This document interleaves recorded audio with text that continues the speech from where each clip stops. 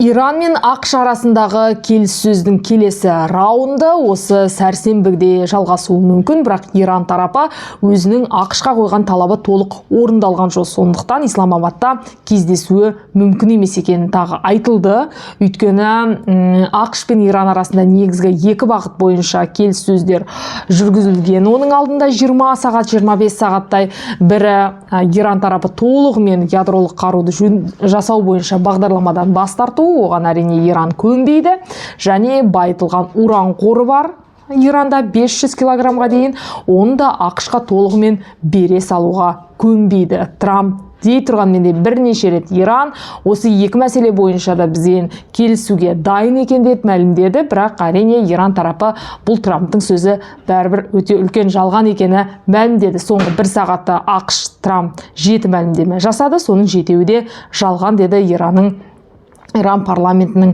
спикері Галибаф деген мырза. Сонымен енді қазір білесіздер, ақш тарапы теңіз блокадасын жариялады және Иранға тиесілі кемені де құрықтады. Соған сәйкес мұнайдың бағасы тағы көтерілді. Одан кейін келісімдердің келесі раунды жалғасуы мүмкін дегеннен кейін Иран мұнайдың бағасы тағы да түсті. Енді қазір сәрсенбіде келесі раунд келісімнің бола ма, болмай ма, бұл әлі де шешілмеген мәселе. Енді білесіздер, Израиль өзінің оңтүстігінде Ливан, оның ішінде Хизбалламен де қырылысып жатқан жайы бар. Бірақ 10 күндік атысты тоқтату бойынша келісім қазір күшіне еніп тұр. Дей тұрғанмен де Хизбалла да Израильді бір-біріне соққы беруді әлі тоқтатқан жоқ. Сондықтан келісім өте әлсіз екенін айту керек. Бірақ Израиль тарапы Ливандағы 5-10 километрге ішкі жағына, Ливанның ішкі жағына осындай үлкен санитарлық зона, буферлік зона деп айтады, соны қазір ұстап тұр. Яғни бұл аралықта Хизбалла жоқ, оны тазарттық деп мәлімдеді. Бірақ білесіздер, соңғы сағаттарда деп айтқаным дұрыс емес, енді соңғы күндерде дейік, соңғы күндерде Израильдің әскері Ливандағы Иса пайғамбардың бейнесі мүсінделген мүсінді балғамен ұрып, оны видеоға түсірген еді. Бұл өте үлкен ақпарат құралдарында өте негативті құрамда Израильдің имиджі үшін өте қатты нұсқан келтірді. Премьер-министр, президент христиан әлемінен кешірім сұрауға дейін барды. Сондықтан да қазір ары қарай, енді Ливанды ары қарай Хизбалланы атқылай түсетін болса, әрине Израильға бүкіл әлем қарсы болатын түрі бар. Және Израильдің бақ құралдары баспасөзі енді көбінесе соғысты жеңіп жатқанымен, шынайы соғысты, Хизбалламен соғысты, Иранмен соғысты, Израиль жеңіп жатқанымен, ақпараттық соғыста Израильдің жеңіліп жатқанын мойындады. Шынымен де блогерлер өздерінің, блогерлер ғана емес, журналистері мойындады. Біз ақпараттық тұста өте әлсізбіз. Иран осы соғыста, оның алдында Израильмен 12 күндік соғыста, одан кейін ақшпен соғыста өте қатты ақпараты өте жақсы, мықты, тез дамиды. Сондықтан да әлем Израильге қарсы, өйткені Иранның ақпарат құралдары өте қатты жылдам жұмыс жасайды, бәрі ағылшын тілінде деп осылай айтқан еді. Ал Израильдің бақ құралдары бұған төтеп бере алмайтын болды. Біздің бақ құралдары әлсіз, көптеген ақпаратты бермейді деп өздері мойындайды. Көріп тұрғандай, қазір ақпараттық соғыстың да жүріп жатқан дәурені, мысалы Украина Ресей арасында да соғыс енді басталған кезде де талай көптеген ақпарат, жалған ақпарат Ресей тұрғындарының Украинаға жек көрінішін тудырды. Оны өзімде соған куәмін. Мәселен, ең алғаш орыстар енді өтірік айта бастаған кезде ең мықты, ең ашуыза тудыратын федералды каналдан бір материал өткен еді. Мен өзім куә болдым. Украиндер Донбасс өңірінде 8 жасар баланы алаңда асып тастады деген материал.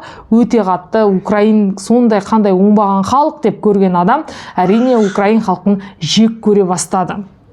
Өйткені о бала орысша сөйлегенміз, және сондай жылап тұрып, тек қана оны дарға асып тастамай, сол Донбасстағы алаңда баланың денесін сүйреді деген қып-қызыл өтірік.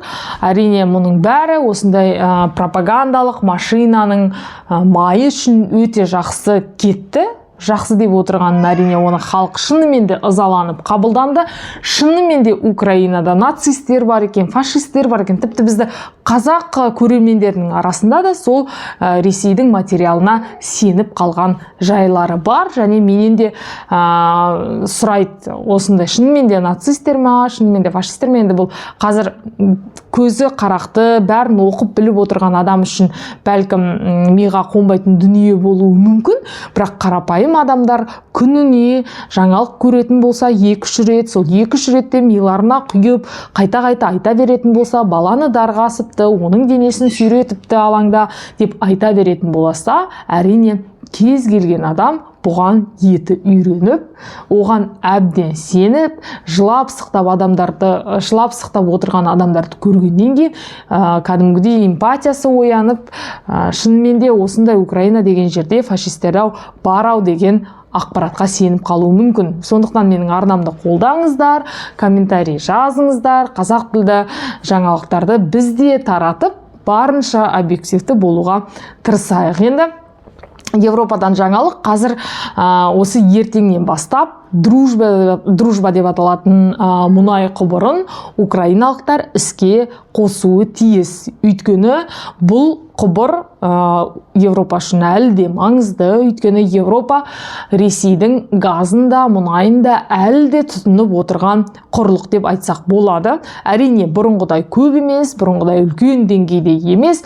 Дей тұрғанмен де осы дружба деп аталатын Ресейдің мұнай қоры, газ құбыры Украина жерінен өтіп Европаға таратылатын ең маңызды құбырлардың бірі. Және оның алдында Зеленский бұл құбырдың жұмысын тоқтатқан еді. Соған қарсы Венгрияда, Словакияда, Чехияда қарсылық танытқаны бар украиналықтарға. Сондықтан да Зеленский бұл құбырды жөндеп, тіпті бұл құбырды украиналықтар әдейі жауып отыр деген мақсатты тексеру үшін Европаның бір топ комиссиясы арнайы осы Украинаға барып құбырдың жұмысын тексерген еді. Енді қазір Венгрияның премьер-министрі ауысып, Орбанның орнына Мадияр келген кезде, әрине Мадияр Украинаға берілетін Европаның 90 миллиард евросының қарсылық танытпайтын сияқты. Әрине Венгрияның жаңа премьер-министрі Зеленскийдің мықты досы деп айтпаймыз, тіпті Украинаның досы деп айтпаймыз. Өйткені ол өзінің жаңағы сайлау алды бағдарламасында да, сайлау кезінде де халықтың ең көп қолдауына, жақсы қолдауына ие болған саясаткер, жас саясаткер. Ол көбінесе елінің мүддесі туралы да айтты, бірақ Орбан да елінің мүддесі туралы көп айтты. Ол көбінесе венгрлердің арасында ол ұлтшыл адам деген жаңағы сөздері бар, жалпы сондай бейнесі бар. Бірақ әрине Путинмен өте қатты дос болды.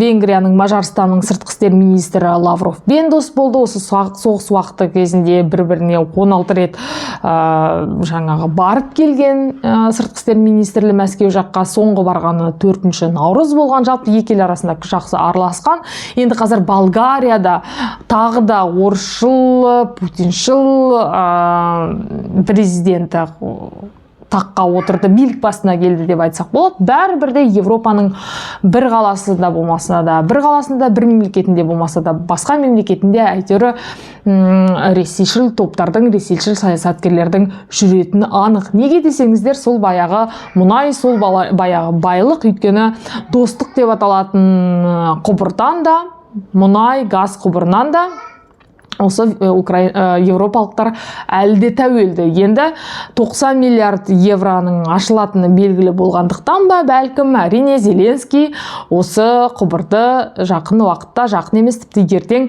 іске қосатынын мәлімдеді.